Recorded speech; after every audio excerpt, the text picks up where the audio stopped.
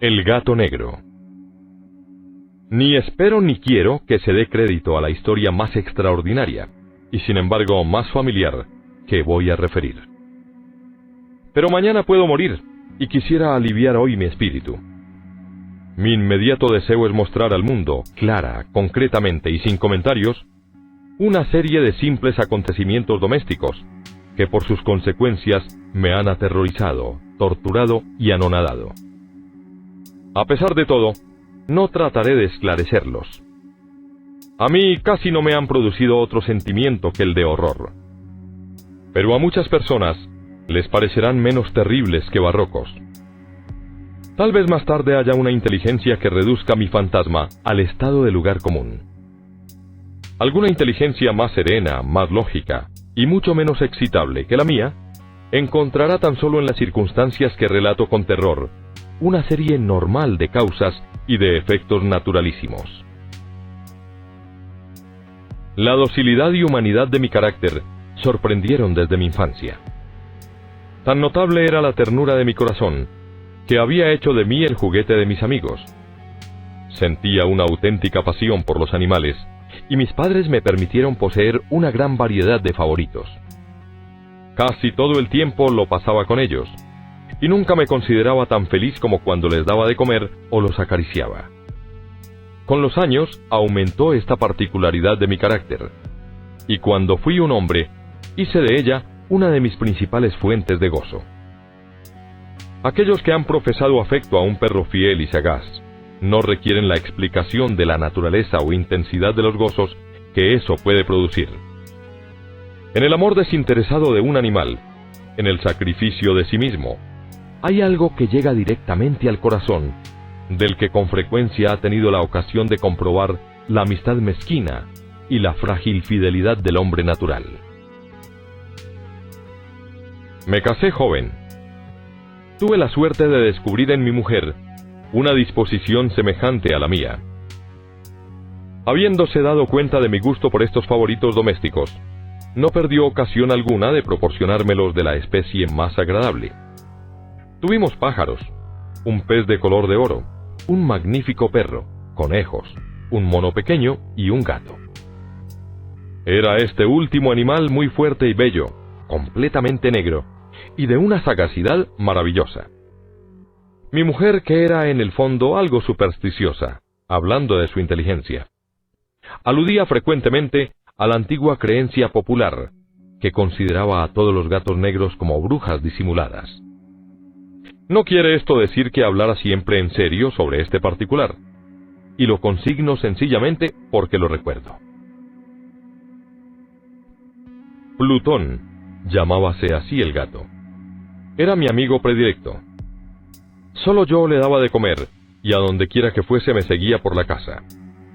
Incluso me costaba trabajo impedirle que me siguiera por la calle.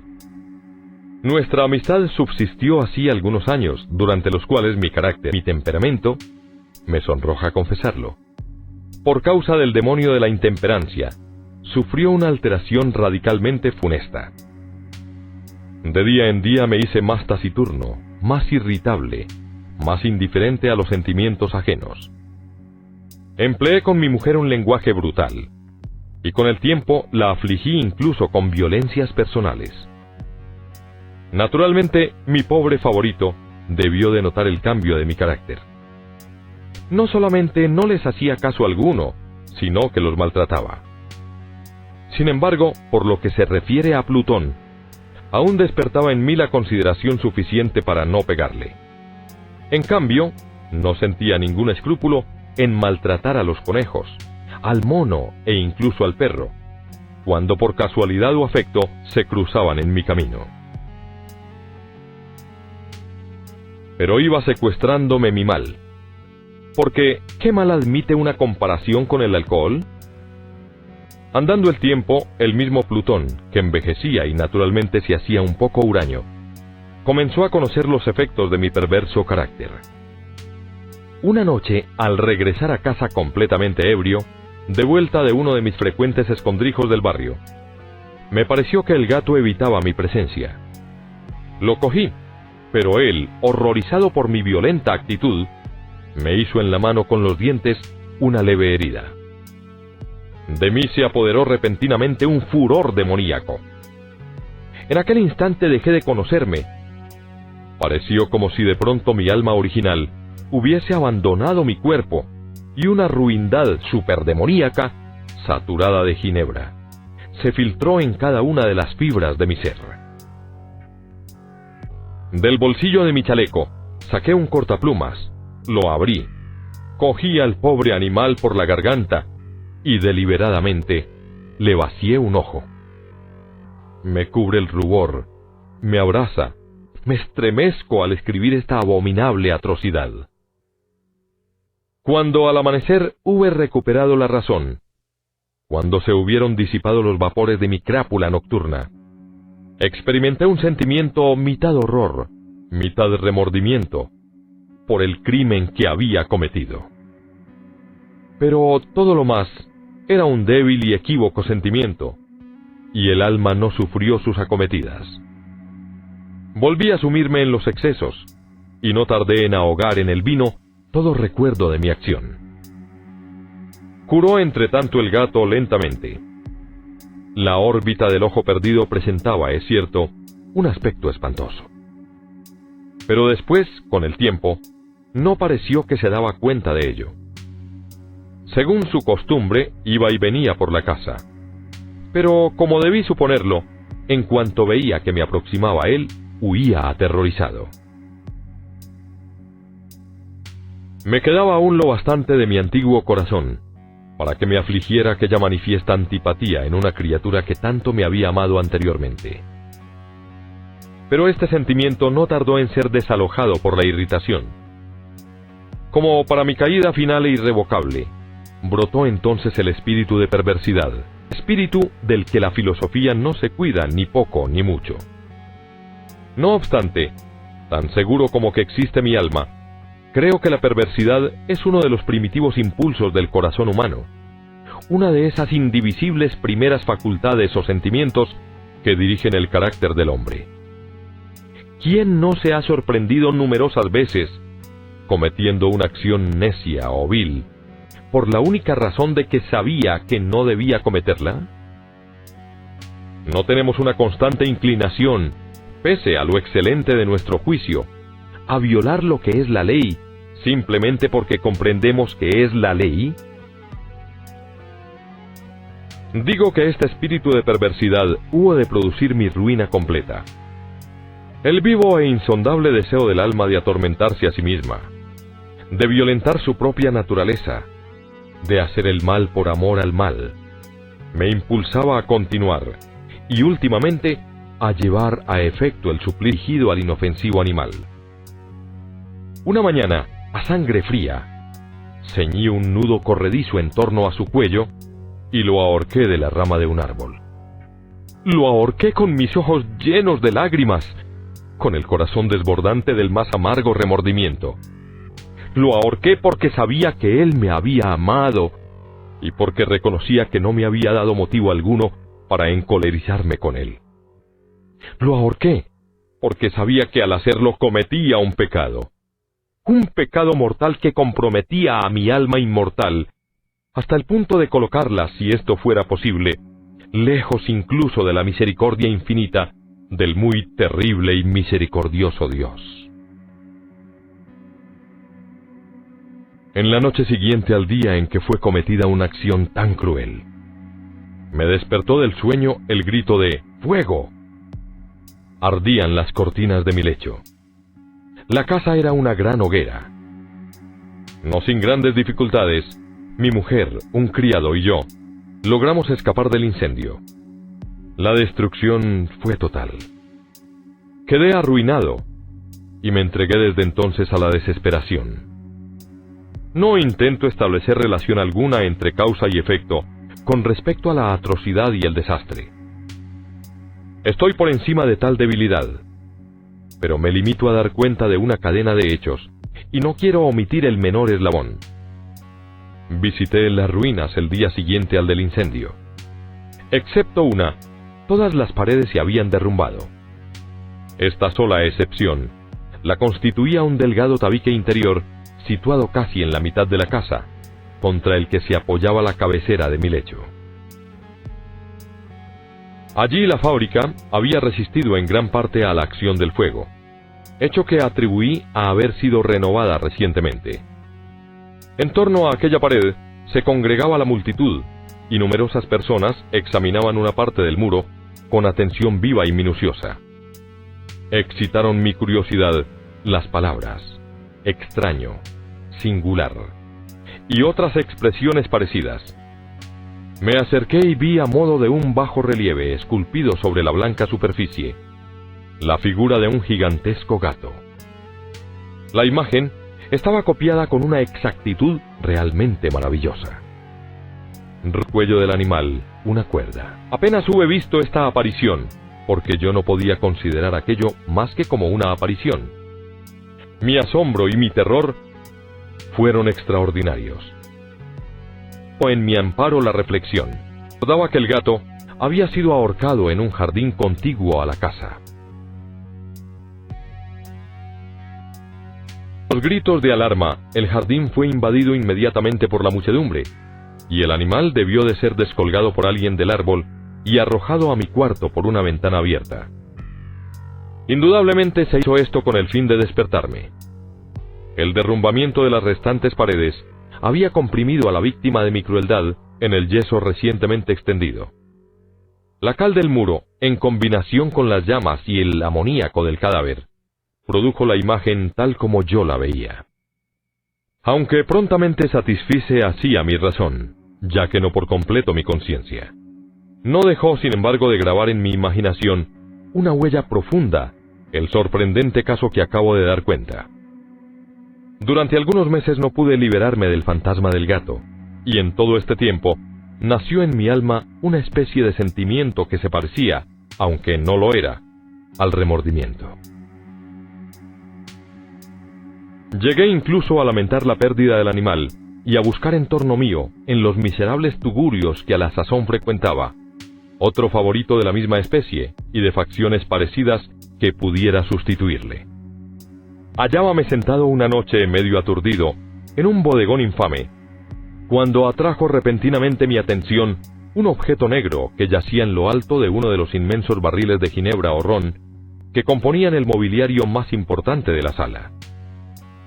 Hacía ya algunos momentos que miraba a lo alto del tonel, y me sorprendió no haber advertido el objeto colocado encima. Me acerqué a él y lo toqué. Era un gato negro, enorme, tan corpulento como Plutón, al que se parecía en todo menos en un pormenor.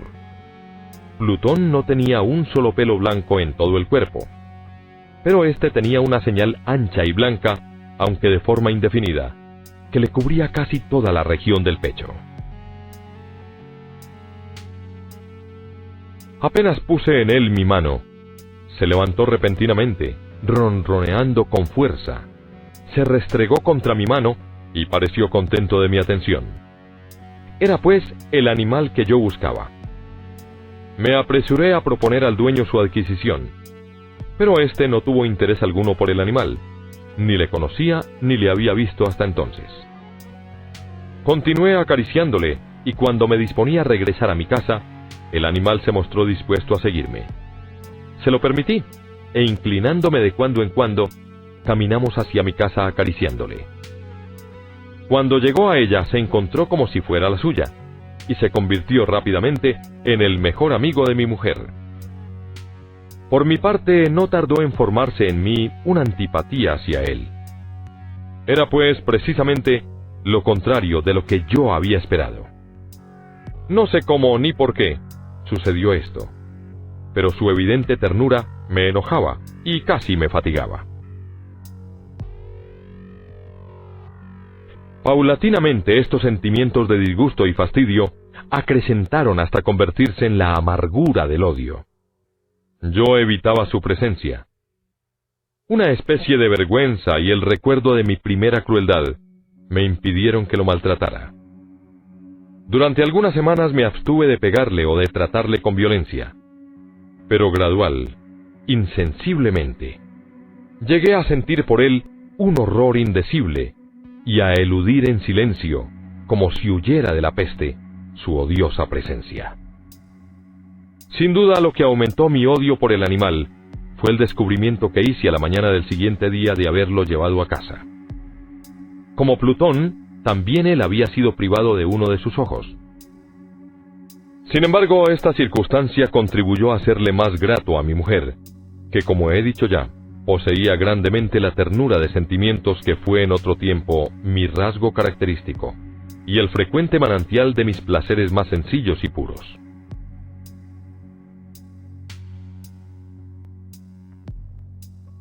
Sin embargo, el cariño que el gato me demostraba parecía crecer en razón directa de mi odio hacia él. Con una tenacidad imposible de hacer comprender al lector, seguía constantemente mis pasos. En cuanto me sentaba, acurrucábase bajo mi silla, o saltaba sobre mis rodillas, cubriéndome con sus caricias espantosas. Si me levantaba para andar, metíase entre mis piernas y casi me derribaba, o bien, clavando sus largas y agudas garras en mi ropa, trepaba por ellas hasta mi pecho. En esos instantes, aun cuando hubiera querido matarle de un golpe, me lo impedía en parte el recuerdo de mi primer crimen. Pero, sobre todo, me apresuro a confesarlo, el verdadero terror del animal. Este terror no era positivamente el de un mal físico, y no obstante, me sería muy difícil definirlo de otro modo. Casi me avergüenza confesarlo.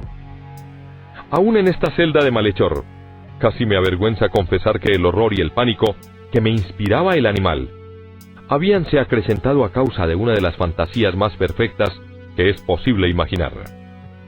Mi mujer, no pocas veces, había llamado mi atención con respecto al carácter de la mancha blanca de que he hablado, y que constituía la única diferencia perceptible entre el animal extraño y aquel que había matado yo.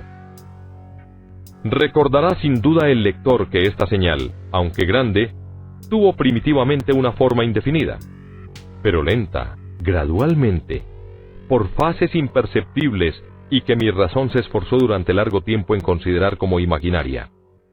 Había concluido adquiriendo una nitidez rigurosa de contornos. En ese momento, era la imagen de un objeto que me hace temblar nombrarlo. Era, sobre todo, lo que me hacía mirarle como a un monstruo de horror y repugnancia, y lo que si me hubiera atrevido, me hubiese impulsado a librarme de él. Era ahora, digo, la imagen de una cosa abominable y siniestra. La imagen de la horca. ¡Oh, lúgubre y terrible máquina! Máquina de espanto y crimen, de muerte y agonía. Yo era entonces en verdad un miserable, más allá de la miseria posible de la humanidad. Una bestia bruta, cuyo hermano fue aniquilado por mí con desprecio. Una bestia bruta engendraba en mí, hombre formado a imagen del Altísimo, tan grande e intolerable infortunio. ¡Ay! Ni de día ni de noche conocía yo la paz del descanso. Ni un solo instante durante el día dejábame el animal. Y de noche, a cada momento, cuando salía de mis sueños lleno de indefinible angustia, era tan solo para sentir el aliento tibio de la cosa sobre mi rostro y su enorme peso, encarnación de una pesadilla que yo no podía separar de mí y que parecía eternamente posada en mi corazón. Bajo tales tormentos sucumbió lo poco que había de bueno en mí. Infames pensamientos convirtiéronse en mis íntimos, los más sombríos, los más infames de todos los pensamientos. La tristeza de mi humor de costumbre se acrecentó hasta hacerme aborrecer a todas las cosas y a la humanidad entera. Mi mujer, sin embargo, no se quejaba nunca. ¡Ay! Era mi paño de lágrimas de siempre.